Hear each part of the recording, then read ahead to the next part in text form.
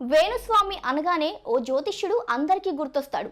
సెలబ్రిటీల special జ్యోతిష్యుడు. Telugu రాష్ట్రాల ప్రజల దృష్టిని తన వైపు మాటలతో ఆకర్షించిన మహామాయగాడు. సినీ రాజకీయ నాయకుల భవిష్యత్తు గురించి జ్యోతిష్యం చెబుతూ నిత్యం వార్తల్లో నిలుస్తుంటారు. అంతేకాదు సెలబ్రిటీలు రష్మిక మందన, బిగ్ బాస్ అషు సహా పలువురు సెలబ్రిటీలు ఇలా వేణుస్వామి చేత పూజలు చేయించుకున్న వారి జాబితాలో ఉన్నారు. ఇక సమంత, నాగ చైతన్య విడాకుల తర్వాత వేణుస్వామి క్రేజ్ మరింత పెరిగింది. వీరిద్దరూ విడిపోతారంటూ వేణుస్వామి ముందే చెప్పడంతో విడాకుల తర్వాత ఈ వీడియో వైరల్ కావడంతో వేణుస్వామి గురించి రెండు తెలుగు రాష్ట్రాల ప్రజలకు తెలిసింది. అదే కలిసొచ్చిందనుకున్నారేమో స్వామి.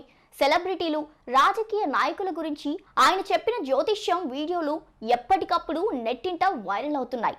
రీసెంట్ గా ఏపీ ఎలక్షన్స్ కు సంబంధించి మళ్ళీ అదే ప్రభుత్వం కొనసాగుతుందని, ఇక తెలంగాణలో రేవంత్ రెడ్డికి పదవీ గండం అంటూ ఓ వీడియో పోస్ట్ చేశారు. మళ్ళీ అంతలోనే నెటిజన్లు స్వామికి ట్విస్ట్ ఇచ్చారు.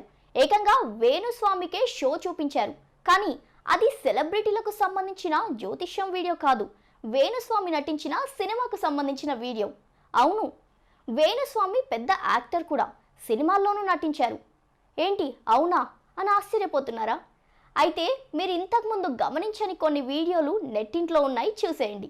జగపతి బాబు హీరోగా నటించిన జగపతి అనే సినిమాలో వేణుస్వామి నటించాడు. గుడిలో పూజలు చేసే అర్చక స్వామి పాత్రలో కనిపించాడు.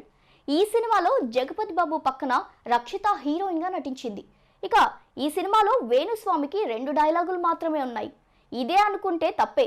త్రివిక్రమ్, మహేష్ బాబు కాంబినేషన్లో వచ్చిన అతడులో హీరోయిన్ సోదరి పెళ్లి చేసేటప్పుడు పురోహితుడి పాత్రలో కనిపించాడు వేణుస్వామి. యూట్యూబ్ ఛానల్స్కి ఇంటర్వ్యూలు ఇస్తూ ఫేమస్ అయ్యాడు.